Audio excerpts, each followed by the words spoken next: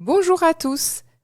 Myriam avec vous pour une bulle de sagesse en compagnie de Pascal Léger. Cette auteure, conférencière et qui est également enseignante de yoga, d'ayurveda et de méditation. Elle a écrit plusieurs ouvrages et elle explore dans ses écrits l'art, la spiritualité et les grandes figures de la tradition. Bonjour Pascal. Bonjour Myriam, C'est merci de me recevoir. c'est un plaisir de vous recevoir dans cette émission, d'autant que j'ai découvert, comme je vous le disais, votre dernier livre qui s'appelle Les Voies de l'amour, en chemin avec Marie-Madeleine et les Amis de Jésus, et que je trouve passionnant. Donc on va en parler également tout à l'heure, à la fin de cette émission. Volontiers. Mais pour l'heure, eh bien, on va vous rencontrer, Pascal, un peu plus. Voilà, on va faire connaissance avec vous. Alors, vous êtes donc né en 1952 dans une famille partagée entre croyance et athéisme, et vous avez grandi tiraillé entre la religion et le rejet de la foi. Tout Et à donc, fait. c'est ça? Par Oui. exemple, ça se manifestait tous les dimanches où j'étais dans le dilemme le suivant. Mon père, qui était athée, franc-maçon, anticlérical, me disait le dimanche matin, c'est bien d'aller faire du sport. C'était un gros sportif. Et ma grand-mère voulait que je vienne à la messe avec elle. Donc je savais que j'allais contrarier soit mon père, soit ma grand-mère, ce qui n'était pas très facile pour une enfant. Ah oui, ah oui. Et mon père a voulu que je fasse ma communion solennelle en me donnant comme raison, toutes tes amies vont faire leur communion solennelle, elles vont avoir des cadeaux, il n'y a pas de raison que tu n'aies pas de cadeaux. Donc, quand j'ai fait ma communion solennelle, il m'a envoyé au catéchisme, mais tous les soirs, quand je revenais du catéchisme, il me démolissait ce qu'on m'avait appris dans la journée. Ah oui, en Donc, effet. je crois que ça m'a appris aussi à, peut-être quand j'étais un petit peu plus grande, à me forger ma propre opinion Oui. parce que j'étais touchée dans la journée par ce qu'on m'avait dit au catéchisme. Ça m'avait ouvert, disons, l'horizon. Et en même temps, comme j'aimais beaucoup mon père, je voulais aussi être de son côté. Oui, je Donc je me comprends. revendiquais moi-même, j'aimais pas les curés, etc., Et oui. etc. Ah ben oui, comme toutes les petites filles, on a tellement envie de ressembler à son papa et Bien oui, sûr. oui, j'imagine. Et peut-être que maintenant, aujourd'hui, toutes ces années passées, moi, je me dis que ça vous a quand même appris une certaine tolérance aussi, de la liberté de penser, mais aussi une ouverture à vraiment des extrêmes, une ouverture à deux extrêmes qui étaient présentes dans votre famille, deux opposés. Finalement, vous avez les deux en vous aujourd'hui encore, peut-être?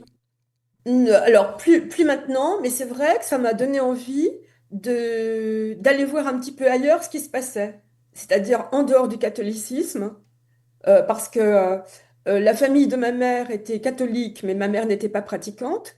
Mais par exemple, ma grand-mère maternelle, quand je suis née, elle a perdu la vue. Enfin, en tout cas, c'est ce qu'elle racontait. Et elle a dit, si on baptise Pascal, il y aura un miracle. Donc, on m'a baptisée pour faire plaisir à ma grand-mère qui a retrouvé la vue.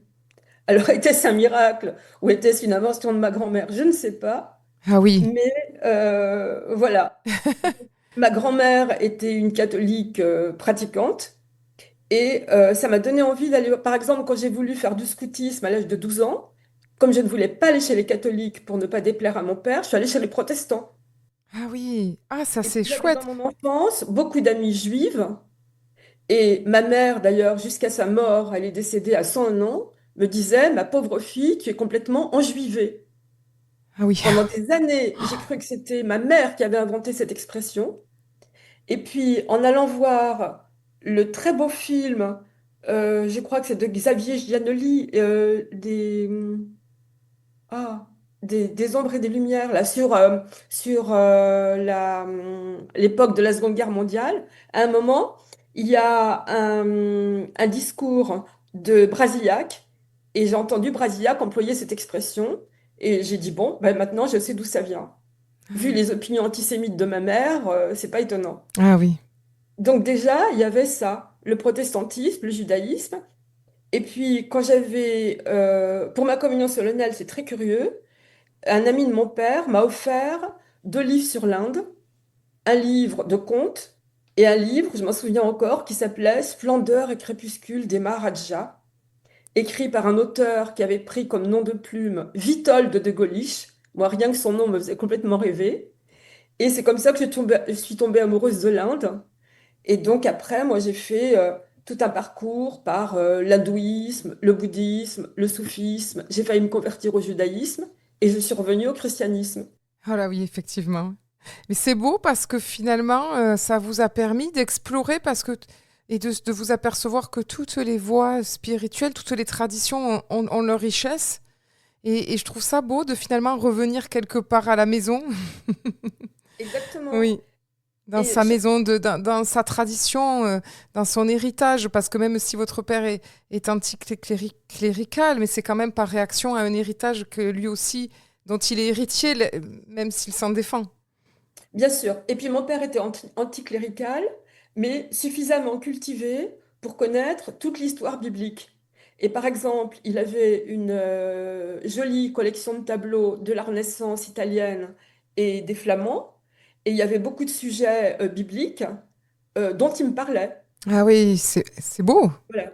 Et je suis beaucoup rentrée aussi dans la connaissance de la Bible et de la mythologie d'ailleurs, à travers l'art justement.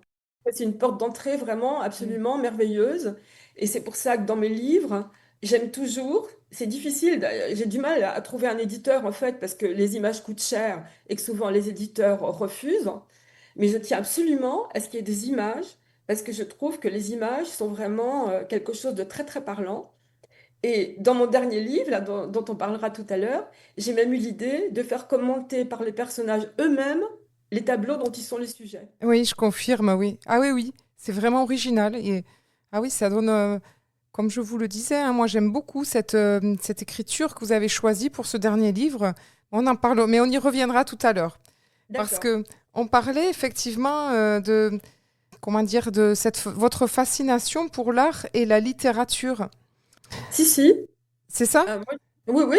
Alors, il y avait ma fascination pour l'art, la littérature et tout ce qui était, je crois quand même, dès mon plus jeune âge, recherche d'une certaine spiritualité, même si j'en étais pas vraiment consciente. Alors, d'abord l'art, parce que j'ai eu la chance que mon père m'emmenait dans les musées tous les samedis matins. Il est mort quand j'avais 16 ans, ce qui a été vraiment le drame de ma vie. Mais jusqu'à mes 16 ans, vraiment, j'ai eu, grâce à lui, une éducation artistique faite par quelqu'un qui s'était formé tout seul. C'était, on dirait, un self-made man, mais qui vraiment avait une approche de l'art avec son cœur, pas intellectuel, quoi. Avec son cœur, avec ce qu'il touchait dans l'art. Et puis, il y avait aussi à la maison une immense bibliothèque et mon père était lui-même écrivain, il a écrit 4 ou 5 livres. Et donc, il m'a initié aussi à la littérature et la littérature a joué un très très grand rôle dans ma vie. Je peux dire qu'elle m'a sauvée dans des moments de dépression. Je pense qu'elle m'a même évité le suicide à certains moments de ma vie. Et je ne peux pas me promener sans avoir un livre dans ma poche. J'ai besoin de cet objet. Et il m'est arrivé, par exemple, quand j'avais 18 ans et que ma mère me trouvait trop sage, je sortais en boîte de nuit avec des amis pour lui faire plaisir, mais j'ai lu Proust en boîte de nuit. Parce que comme je m'ennuyais en boîte de nuit, j'avais toujours un livre avec moi. Ah oui, en effet. Proust en boîte de nuit, je trouve que c'est quand même assez original. Ça, je l'ai jamais vu. Et ben voilà. Ah oui, effectivement. J'allais vous dire, on peut lire dans des endroits incongrus, mais en boîte de nuit, quand même, là, c'est un exploit pour moi. Je pense que c'est assez original, oui. Alors, Pascal, je vois que le temps défile. Je vais vous proposer une première pause musicale Oui, et nous allons nous retrouver tout de suite après pour continuer à découvrir votre parcours et votre chemin spirituel. À tout de suite. à tout de suite. Myriam avec vous pour une bulle de sagesse en compagnie de Pascal Léger. Pascal Léger, auteur du livre Les Voies de l'amour, en chemin avec Marie-Madeleine et les Amis de Jésus. Elle est conférencière également et elle est enseignante de yoga, d'ayurveda et de méditation. Donc Pascal, effectivement, ça surprend quand on est enseignante de yoga, de méditation, d'ayurveda, donc tradition indienne, et qu'on écrit sur Marie-Madeleine et les Amis de Jésus. Mais lorsque l'on écoute votre chemin de vie, on s'aperçoit que tout est cohérent parce que vous avez une richesse depuis votre enfance et une ouverture à toutes ces différentes traditions. Alors en fait, pour moi, en ce qui concerne Marie-Madeleine, tout a commencé justement par l'art. Parce que dans la salle à manger de mes parents, j'ai pris mes repas pendant une bonne dizaine d'années en face de deux tableaux. C'était assez particulier pour les repas, hein. Il y avait Salomé tenant la tête de Jean-Baptiste dégoulinante de sang sur un plat Oula. et Marie-Madeleine tenant un crâne. Oui, effectivement. Voilà. Mais c'était des tableaux de la Renaissance italienne qui étaient beaux. Ces deux femmes étaient merveilleusement belles et j'avais un petit faible pour Marie-Madeleine. Et donc j'ai cherché qui elle était et je crois que c'est comme ça que Marie-Madeleine est rentrée dans ma vie et que par exemple le jour de ma communion solennelle où mes parents avaient fait une fête beaucoup plus pour eux que pour moi, je trouvais l'ambiance tellement festive et pas du tout en accord avec ce que j'avais envie de vivre, que je suis allée décrocher le tableau de Marie-Madeleine de la salle à manger et je me suis enfermée dans ma chambre toute seule avec le tableau en pleurant. Donc on pourrait dire que j'ai passé ma communion solennelle avec Marie-Madeleine. Ah oui. Et après, euh, bon, je me suis éloignée de la religion catholique comme beaucoup de gens. Et puis, mais quand même, elle était toujours là. Et par exemple, à chaque fois que j'allais dans un musée ou dans une église, je cherchais toujours s'il y avait, encore maintenant bien sûr, une statue ou un tableau la représentant. Donc elle est toujours restée là, même quand j'étais dans mes recherches sur l'hindouisme, sur le bouddhisme, sur le soufisme, etc., qui m'ont beaucoup apporté et qui font que je crois que vraiment le cœur de ce qui m'intéresse à l'heure actuelle, de ce qui me fait vivre, ce sont les échos qu'il peut y avoir entre les différentes traditions spirituelles, pas du tout pour faire une espèce de salade russe, mais parce que je pense qu'au plus haut niveau, elles disent toutes la même chose, dans des contextes spatio-temporels différents et avec des vocabulaires différents. C'est ça que je trouve absolument passionnant. Oui. Et pour revenir à votre parcours, vous avez quand même aussi vécu des épreuves. Vous avez eu des années difficiles de souffrance. Est-ce que vous voulez nous en confier un petit quelques mots? Oui, j'ai eu des années très très difficiles, je pourrais dire, entre mes 16 ans et mes 30 ans, ce qui est quand même assez long. D'abord à 16 ans parce que j'ai perdu mon père qui, en plus de tout ce qu'il m'avait appris et qui m'a vraiment énormément apporté dans la vie, m'apportait beaucoup d'amour alors que ma mère était quelqu'un de très froid et de très sévère. Et puis à 18 ans, ma mère m'a envoyé passer mes vacances chez un producteur de films pornographiques, chez qui j'ai été violée. Et comme l'idéal à ce moment-là de ma vie, c'était d'arriver au mariage vierge, je me suis sentie complètement dégradée, je me suis dit, je suis fichue. Et je crois qu'à ce moment-là, c'est l'image de Marie-Madeleine comme prostituée. Je ne crois pas du tout qu'elle ait été une prostituée, mais enfin, c'est une des images qu'on donne d'elle. Ou en tout cas, femme légère qui m'a Oui, sauvée. oui. Que je me suis dit, si elle a été pardonnée, sauvée par le Christ, moi, j'ai peut-être une petite chance de m'en tirer. Ah oui. Donc ça a été vraiment une période difficile. J'étais assez dépressive. Je me levais tous les matins en me disant, oh là là, encore une journée à tirer. Et je crois que ce qui m'a vraiment énormément aidée aussi, c'est mon métier de prof. Parce que j'étais prof pendant des années dans une des grosses boîtes jésuites de Paris. Et que j'ai adoré, j'étais prof de français latin grec, et que j'ai adoré ce métier. Ah oui. Et je crois que ça m'a vraiment sauvé ce bonheur de transmettre ce qui me faisait vivre. Ah oui, comme quoi quand on est tourné vers les autres, ça, c'est aussi ça aide à se reconstruire quelque part, hein. Comme ça que Ça aide à se reconstruire, à oublier ses propres problèmes. C'était au point que une des directrices de l'école, avait senti ça et m'avait dit, Pascal, on était devenus amis, je lui avais fait part justement de mes difficultés. Et elle me disait, mais Pascal, à l'école, avant c'était un pensionnat de jeunes filles, j'ai encore la clé qui permet d'accéder aux chambres. Si tu as envie de rester un soir à l'école parce que tu as l'air de t'y sentir tellement bien et de pas rentrer chez toi, tu peux dormir là. Et ça m'est arrivé, quelquefois, de dormir sur place. Voilà. c'est assez, oui, c'est une chance quand même que à l'époque on pouvait rester dormir là où on était bien sur son lieu de travail. C'est surprenant quand même. C'est très surprenant, c'est évidemment secret et je pense que ça ne serait plus possible. Ah oui. Mais vraiment, ce côté de transmission m'a toujours, a toujours été très important pour moi parce que mon souhait, c'était aussi d'essayer de donner aux jeunes un espace de liberté dans un système éducatif que je trouvais très contraint. Et comme j'avais la chance d'être responsable culturelle de l'école, je pouvais les emmener au théâtre, qui a été aussi une de mes passions dans la vie, au théâtre, dans les musées, etc., dans l'idée vraiment de les ouvrir. Ah, super. Ah oui, ça Oui. c'est tellement nécessaire. Et c'était un public collège ou lycée? C'était collège et lycée, les deux, ce que j'ai beaucoup aimé, parce que j'aimais beaucoup avoir des sixièmes, parce que c'était vraiment le début, et j'aimais aussi beaucoup avoir, par exemple, des terminales en grec, parce que c'était la fin. Ah oui. Voilà, donc c'était très agréable d'avoir à la fois des petits et des plus grands. Et c'est vrai que le rôle du prof de français, je fais une petite parenthèse, dans mes souvenirs, c'est marquant pour un jeune. Moi, la mienne de prof de français m'a beaucoup marqué. Et après, je l'ai vu avec ma fille aussi également. Il y a des choses qui se passent à travers les lectures, à travers les livres. Et donc, quand l'enseignant est vraiment passionné, c'est vrai que ça peut être un déclic pour un départ dans la vie. Oui, Ça peut tout à être un fait. sacré déclic, oui. Alors moi, je sais qu'il y a un de mes professeurs de français qui a été très très important pour moi, et pourtant c'est extrêmement dur. C'était au lycée Molière quand j'avais 14 ans, et c'était ma première année de grec, et ça pourrait plus du tout exister, évidemment, heureusement à l'heure actuelle.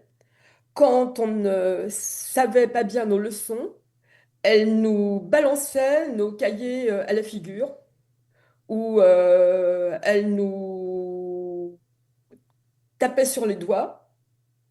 Donc c'était vraiment quelque chose d'extrêmement sévère et d'extrêmement dur, mais en même temps, c'était quelqu'un qui m'a ouvert les portes, surtout de la Grèce antique, qui a été aussi une de mes passions, Ah oui, et qui est toujours une de mes passions. ah, toujours, ah oui. Et parallèlement, Pascal, à cette carrière de professeur de français, eh bien, vous viviez comme une double vie, c'est-à-dire que vous meniez à côté votre quête spirituelle intense et vous avez exploré à ce moment-là l'hindouisme, le yoga, le bouddhisme, le soufisme dont vous nous l'aviez évoqué tout à l'heure.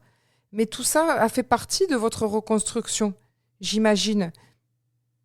Alors tout à fait, ça fait vraiment partie de ma reconstruction.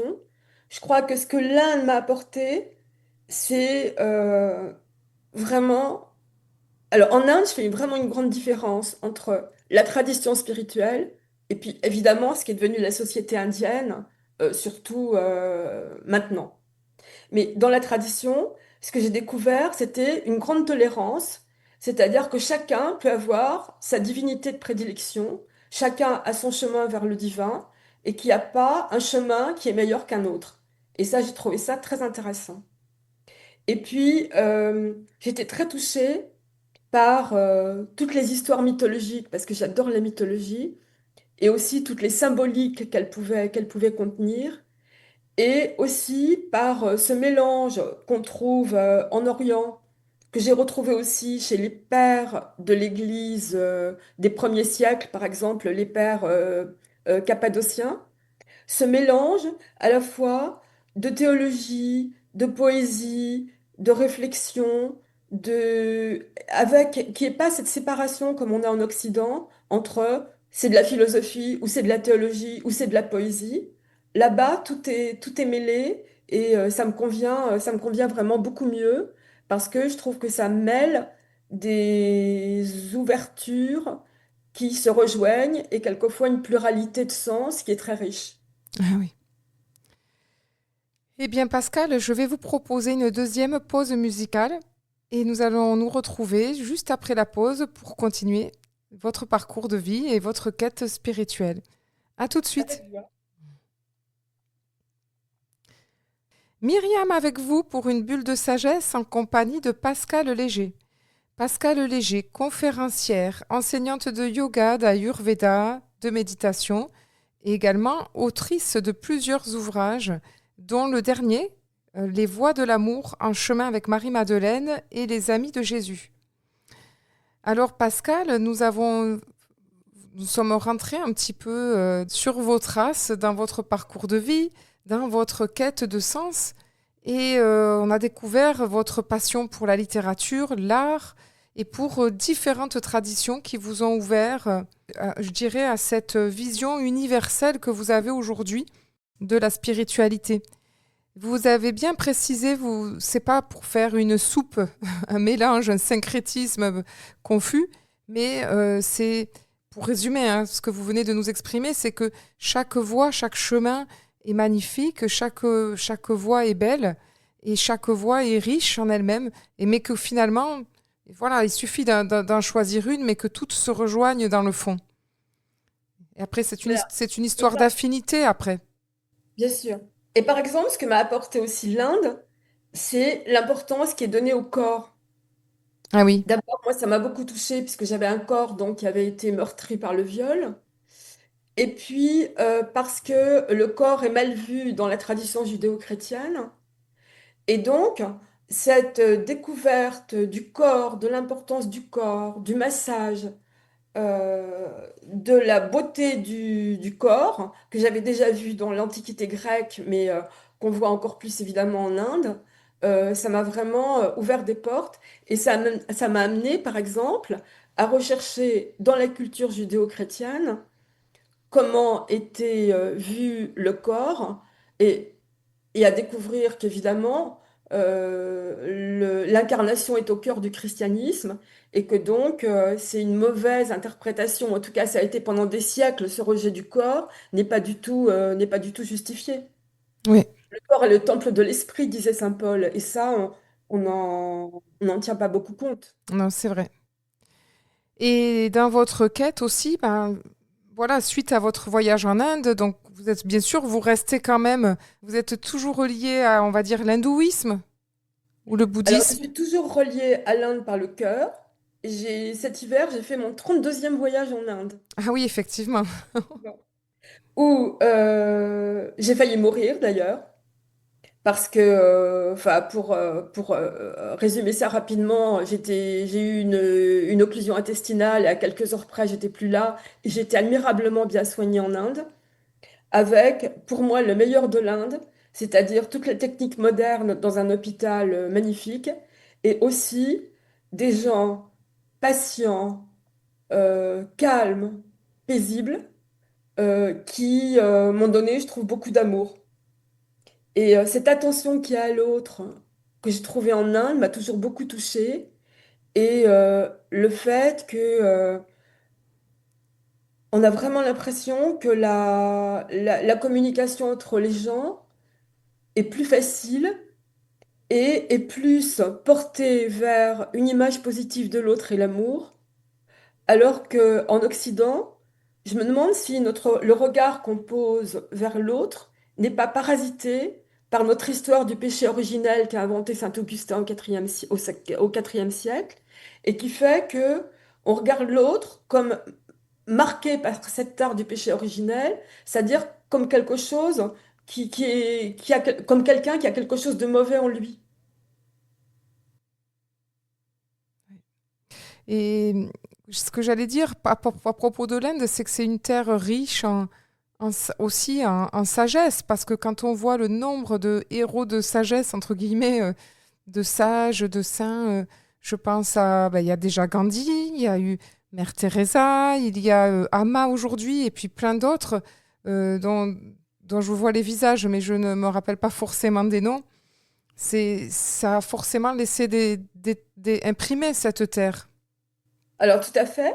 Moi, j'ai eu la chance donc d'aller 2 fois dans l'ashram de Chandra Swami, qui pour moi était vraiment un des grands sages ou saints, je ne sais pas quel mot il faut employer de notre époque, et qui est resté en silence, je crois, pendant plus de 50 ans, et qui était quelqu'un d'une joie absolument extraordinaire.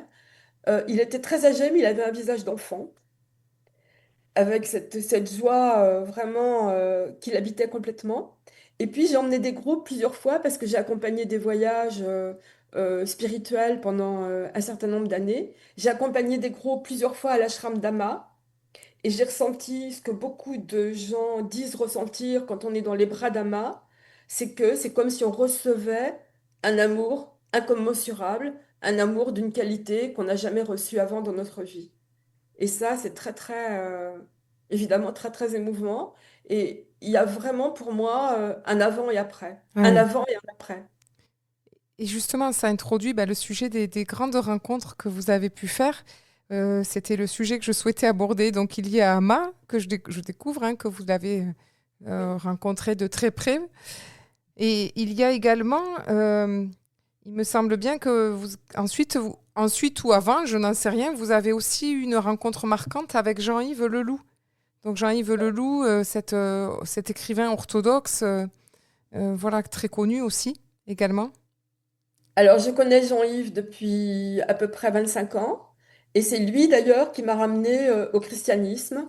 Je suis allée l'écouter. Enfin, il n'y a pas de hasard dans la vie, mais on va dire toujours un petit peu euh, par hasard. Et tout d'un coup, j'ai entendu quelqu'un qui me parlait du Christ avec un vocabulaire qui pouvait aussi bien être celui du bouddhisme ou de l'hindouisme. Enfin, j'ai senti sa connaissance qu'il a des différentes traditions spirituelles et qui fait que justement, il est dans cette quête des liens qu'il peut y avoir entre les différentes traditions spirituelles, tout en étant ancré dans une tradition. C'est un peu l'enracinement dans une tradition et l'ouverture aux autres traditions. Oui, Et j'ai beaucoup cheminé avec lui.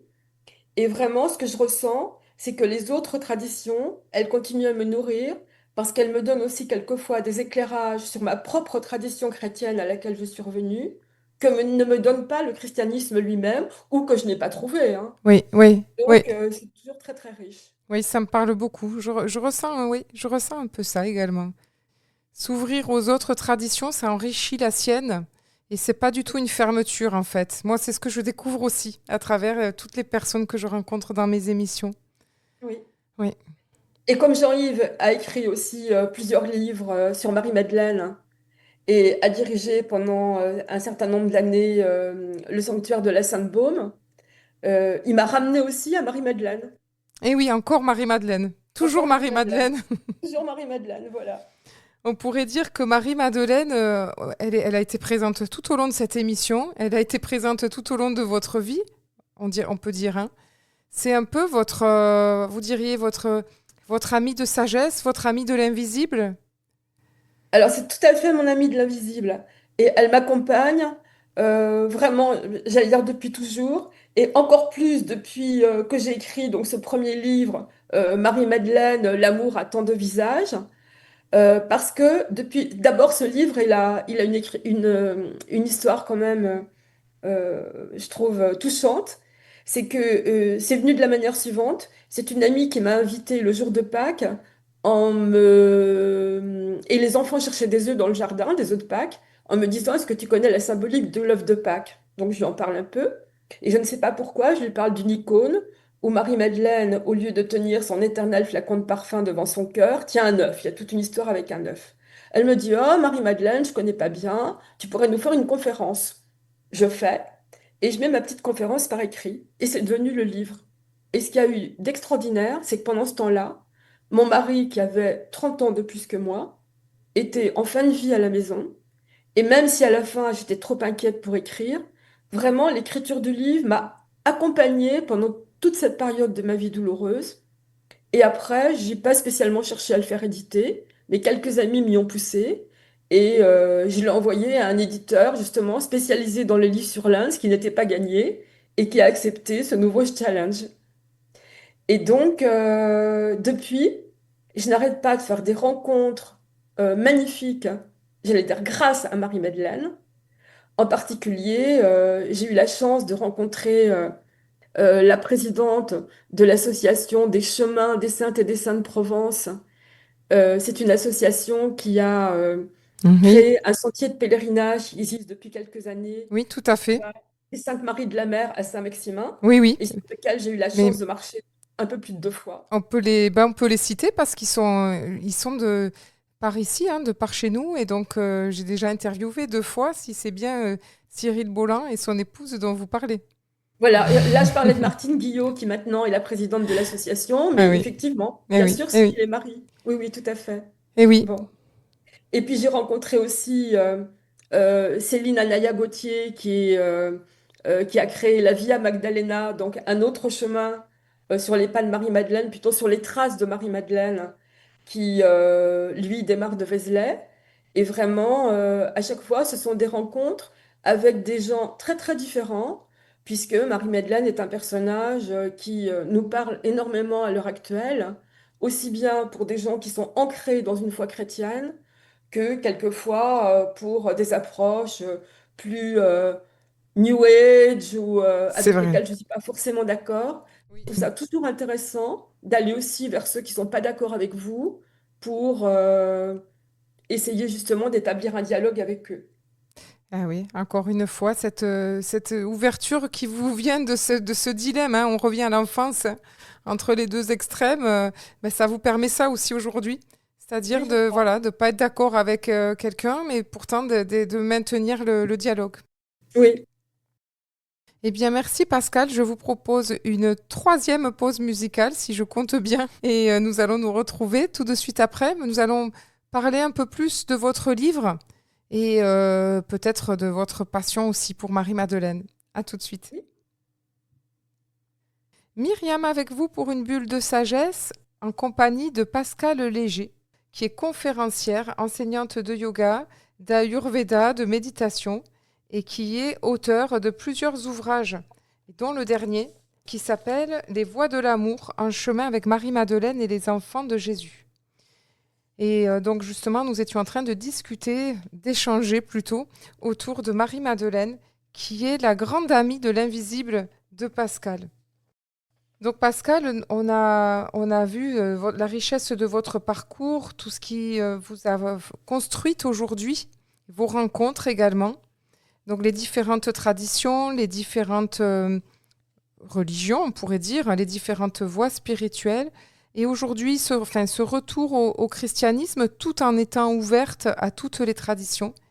Mais dans tout ce cheminement était présent avec vous ce personnage, cette figure de Marie-Madeleine qui vous accompagne jusqu'à aujourd'hui. Et donc, vous avez écrit un livre. Alors, il s'appelle Marie-Madeleine, l'amour à tant de visages. Mais vous avez également écrit d'autres livres entre-temps. Donc, il y a eu un livre sur Jean-Baptiste, le passeur de lumière, puis Saint-Joseph, le bien caché. Je trouve ça original, cette expression, le bien caché.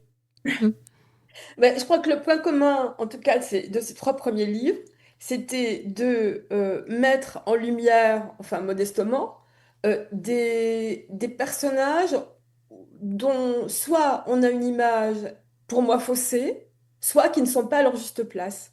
Parce que par exemple, Marie-Madeleine, quand vous interrogez les gens, vous dites qui est pour vous Marie-Madeleine, on vous répond une pécheresse repentie. Et pour moi, Marie-Madeleine, c'est bien, bien, bien autre chose qu'une pécheresse repentie.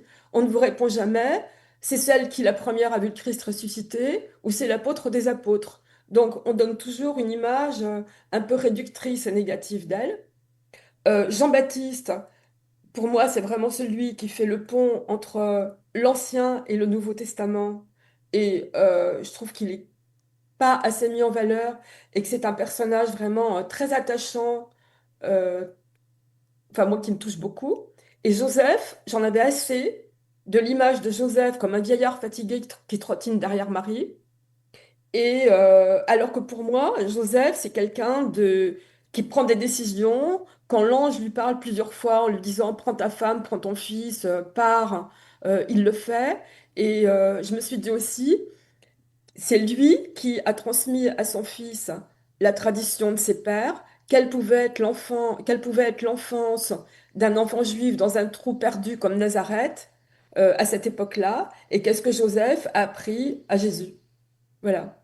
Et puis le dernier, en fait, c'est venu d'un jour où je relisais le passage des évangiles concernant la guérison de Sidoine, l'aveugle-né.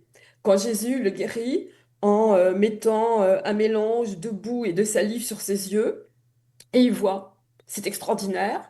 Mais après, il est rejeté par ses parents parce qu'il suit ce prophète un peu louche, quoi. Et je vais évidemment pas me comparer aux évangiles, mais je me suis dit, j'ai envie de me mettre à l'intérieur de Sidoine et de raconter la scène de son point de vue à lui. Qu'est-ce qu'il a ressenti quand, pour la première fois de sa vie, il a vu ce qu'il y avait autour de lui? Qu'est-ce qu'il a ressenti quand il s'est senti rejeté par ses parents? Voilà. Et ça m'a donné envie de raconter aussi l'histoire donc de tous ceux dont la tradition provençale dit qui sont arrivés dans cette barque au Sainte-Marie de la Mer, donc Marie-Madeleine et les amis, ceux que j'ai appelés les amis de Jésus. Oui. Et donc, ça a donné ce livre, Les Voix de l'amour. Et voilà, maintenant, on peut rentrer un peu plus dans ce livre dans lequel je suis plongée en ce moment et que je trouve vraiment passionnant parce que, en fait, on peut pas se lasser puisque on rentre dans chaque personnage. Donc, ça commence avec Marie-Madeleine, que vous allez appeler Myriam par son prénom hébreu. Ensuite, eh bien, on découvre Lazare, on rentre dans le personnage de Marthe, puis c'est pas fini, il y a Marie-Salomé, Marie-Jacobée, puis et tous ces autres qui sont plus ou moins anonymes aux yeux du lecteur lambda, dont on n'entend quasiment jamais parler. Et je trouve ça vraiment intéressant de se plonger comme s'il y avait pas même pas une caméra, c'est-à-dire que tout d'un coup, on devient le personnage.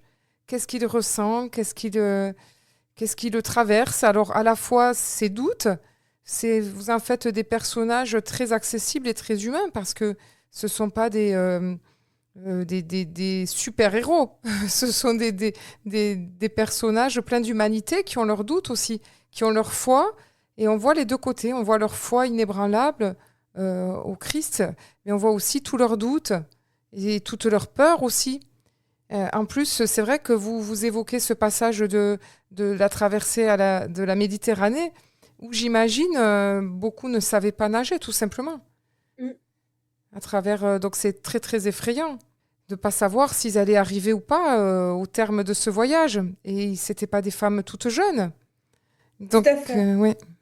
Et ce qui me touche quand vous parlez de leur humanité, c'est que justement, moi je suis touchée par, et c'est le cas de Marie-Madeleine, par les saints qui ont une grande part d'humanité et qui, parce que je pense on peut plus les prendre comme, s'identifier à eux quand on lit leur histoire. Je veux dire que, par exemple, j'ai eu du mal pendant des années avec Marie la Vierge, parce qu'elle, on a l'impression qu'elle est parfaite dès sa naissance, dès sa conception. Oui. Donc pour moi, c'est trop parfait. Je peux pas m'identifier à quelqu'un qui est parfait. Alors que des gens comme Marie-Madeleine, dont on dit qu'elle a eu une vie dissolue avant de rencontrer le Christ, des gens comme François d'Assise, qui avait une vie aussi de fête, ou comme Ignace de Loyola, qui, avant de devenir des saints, ont été, alors ce qu'on appelle dans la tradition chrétienne des pécheurs, ou en tout cas des gens qui avaient une vie agitée avant de devenir saints, je trouve que ça donne un parcours beaucoup plus riche et qui peut nous parler davantage. Oui, tout à fait. C'est vrai. Et c'est vrai aussi que quand vous parlez de certains personnages qu'on ne connaît pas bien, j'ai même eu du mal, par exemple, en ce qui concernait Sidoine, en ce qui concerne Sidoine et Maximin, à trouver des tableaux ou des sculptures pour illustrer leur histoire, parce que on les connaît pas bien. Oui, déjà, il fallait connaître leurs prénoms. Et Maximin, voilà, voilà, vous avez quand même cherché, vous avez fait des études aussi, vous avez vraiment fouillé pour savoir ça, ce personnage de Maximin qui vivait avec Lazare, Marthe et Marie. Alors Maximin, c'était même le premier évêque d'Aix-en-Provence. Et celui qui a recueilli le dernier souffle de Marie-Madeleine, hein, qui lui a donné la communion, la dernière communion. Ah oui, C'est un personnage important. Et si j'ai appelé aussi ce livre Les Voix de l'amour, c'est parce que l'amour est le cœur de l'enseignement du Christ et que chaque personnage a sa manière à lui, comme nous tous, d'exprimer l'amour concrètement, j'avais aussi envie de montrer que c'était pas simplement comme ça l'amour, une idée intellectuelle ou quelque chose qu'on n'applique pas dans la vie, mais comment vraiment l'amour avait été au cœur de leur vie et comment ils avaient incarné ça, chacun de manière différente, avec un charisme différent. Oui, Par oui. exemple, Marthe, on le voit déjà dans les évangiles, elle a le charisme de l'hospitalité. Oui, Et on dit qu'à Tarascon, elle avait fondé avec des jeunes femmes ou des jeunes filles qui l'avaient rejointe, un lieu qui était hospice, hospital, un petit peu entre les deux, et qui était aussi un lieu profondément d'accueil de tous ceux qui étaient blessés physiquement ou blessés psychiquement par la vie. Et que, par exemple, Maximin, lui, dont on dit qu'il était l'intendant de la famille de Béthanie, c'était donc un organisateur. Et l'évêque, à l'époque, c'était vraiment celui qui était responsable d'un groupe de chrétiens et qui administrait ce groupe. oui, Donc, charisme d'organisation. oui, Et chacun avait comme ça un charisme différent. oui. Oui, puisque vous essayez de montrer, c'est que c'est déjà présent dans leur vie d'aujourd'hui et que ça, ensuite, ben, fort de leur chemin de, voilà, de foi, de leur chemin spirituel, et ben, ils en font des, j'allais dire, des graines, ça devient des missions, des services, ouais, comme je reprends le mot des dialogues avec l'ange, ça devient leur tâche, en fait. Tout à fait, ils sont tous dans une tâche, ils sont tous au service. Oui, Et, et ce que je trouve intéressant aussi, c'est que de se rappeler que ces gens ont été chassés de leur pays, sont des immigrés, et que c'est un livre qui pose malheureusement aussi le problème éternel et toujours actuel de oui, de quitter son l'immigration. pays, volontairement ou involontairement, de l'immigration, Oui, de l'accueil de l'autre, ah oui, tout de à fait. l'hospitalité, du regard qu'on pose sur Ouais, l'autre, de la différence, de comment aussi transmettre une foi différente de celle qui existait dans le pays d'accueil, puisque quand Marie-Madeleine et ses amis arrivent en Provence, enfin la la Gaule. Provence, dans la Gaule de l'époque, c'est surtout c'est une province romaine où il y a à la fois bien sûr des cultes romains, mais aussi par exemple à Marseille, on sait qu'elle enseignait devant le temple d'Artémis. Ah oui, oui, ah oui. Voilà. Oui, il y a tout ça, mais effectivement, quand on voit la traversée en barque, moi, enfin, je l'ai pas dit tout à l'heure, mais c'est tout de suite le lien se fait avec les traversées aujourd'hui, tous les drames dont on a entendu parler ces derniers temps, les naufrages, etc., de ces bateaux d'immigrés. Et Oui, c'était déjà ça à l'époque. Et ce que je c'est trouve exactement. intéressant aussi, c'est comment vous présentez la famille de Béthanie, donc Lazare, Marthe, Marie, pour situer le contexte aux auditeurs qui n'ont pas forcément lu les textes, l'Évangile. Et c'est de présenter cette famille comme finalement très ouverte sur le... Déjà, à leur époque, pourtant ils étaient de tradition juive, dans un pays juif, où tout le monde était quasiment juif, à part les colons, on va dire, les dominateurs romains. Eh bien, se dire qu'ils avaient cette ouverture et déjà aux autres cultures, aux autres traditions, de découvrir ben, leur goût pour les philosophes grecs, etc. Je trouve ça peut être même les dieux égyptiens aussi. Je trouve ça très intéressant de découvrir. On a l'impression d'être très proche d'eux. Ça pourrait être des gens d'aujourd'hui. Mm. Mais on dit dans la tradition que le père donc de Lazare, Marthe et Marie-Madeleine venait de Syrie, il aurait été gouverneur de Syrie, et la mère était juive. Donc c'était une famille très ouverte sur le monde, très cosmopolite. Et on dit aussi que Marie-Madeleine fréquentait la cour du roi Hérode, qui était une cour où il y avait des gens qui venaient de tout le pourtour méditerranéen. Donc en fait, oui, c'est un contexte juif, mais un contexte juif avec une présence à travers l'occupant romain très cosmopolite. Et donc je pense que ça leur donnait déjà une ouverture. Et puisque vous parlez de Marthe, de Marie, de Marie-Madeleine et de Lazare, ce que je trouve aussi touchant dans cette famille, c'est le sens de la fraternité qu'ils ont, de l'amour qui se portent tous les trois en ayant des personnalités extrêmement différentes et que ce sens de la fraternité va devenir après une fraternité au sens plus large avec tous les amis de Jésus qui vont se retrouver dans cette barque et qui vont arriver en Gaule. Ah oui. Alors, ben moi, je vais le découvrir bientôt. Je n'en suis pas encore là. Pour l'instant, je suis encore dans le bateau avec eux. D'accord. Et j'invite les auditeurs à découvrir ce très beau livre qui se lit vraiment facilement. Vous avez, voilà, c'est pas, voilà, accessible. C'est comme un film finalement. Vous nous proposez la nouvelle série Netflix à la mode, version littéraire.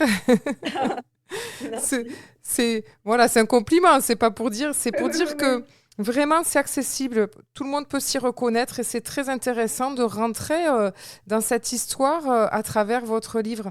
C'est pas la voie académique et il y a des tableaux également, hein, puisque vous avez donc eu l'idée de faire commenter les tableaux euh, par les personnages mêmes, comme vous disiez tout à l'heure. Donc on retrouve différents tableaux. Par exemple, là, je vois Sainte-Marthe et la Tarasque, ce dont vous nous parliez. Donc la Tarasque, c'est à Tarascon, il y a une légende là. oui. Oui, oui, eh oui. Donc ben, vous mélangez à la fois les légendes locales de l'époque et puis la tradition, les textes. Et on va plonger dans une aventure, cette épopée de Marie-Madeleine, de Lazare, de Marthe, et puis de leurs compagnons de route qui seraient venus hein, donc, en Gaule dans les premiers, juste après la mort du Christ, en fait, hein, tout début de Non, notre ère. oui, ça devait être dans les années peut-être 48, 50, quelque chose comme ça. Voilà, de notre époque. Donc c'est Oui. vraiment, vraiment intéressant, je vous le conseille. Ça s'appelle Les Voies de l'amour, en chemin avec Marie-Madeleine et les amis de Jésus.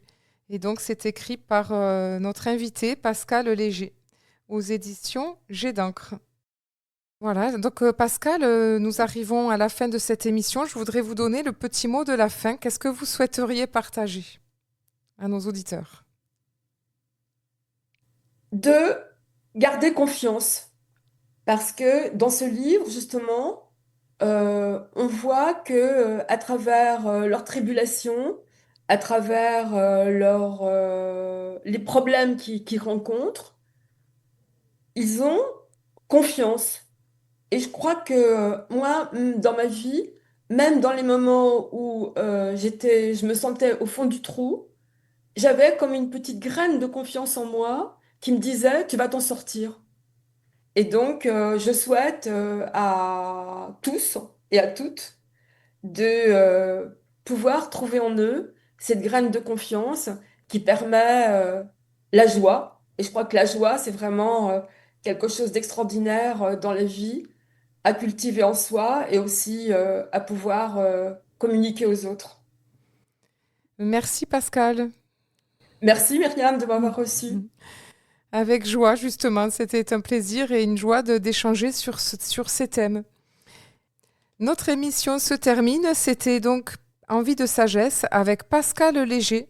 Pascal Léger, qui est donc auteur, mais aussi conférencière, enseignante de yoga, d'Ayurveda et de méditation. Et aujourd'hui, elle est venue nous parler de son dernier livre, Les Voies de l'amour, en chemin avec Marie-Madeleine et les amis de Jésus. Et quant à moi, je vous donne rendez-vous la semaine prochaine pour une autre bulle de sagesse. Belle semaine à tous!